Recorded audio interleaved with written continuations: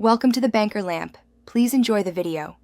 You'll begin by granting essential permissions so the recorder can save files and capture audio. This prevents failures later. Next, pull down Quick Settings and tap the screen recorder tile to launch the tool.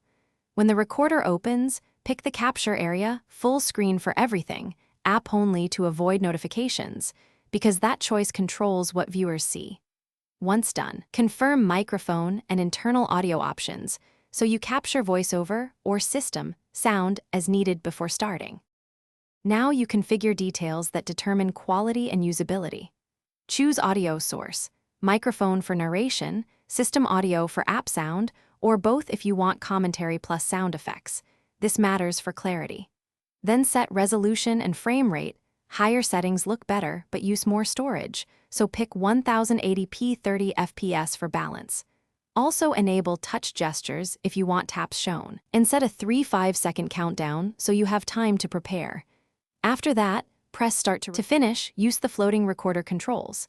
Tap pause to segment or stop to end and save the file automatically to gallery. Once saved, edit trims or add captions in the Photos app or directly share the file to messaging and cloud apps. This speeds delivery.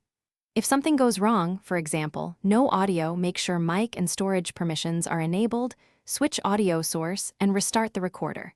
If issues persist, reboot the phone to reset system audio routing.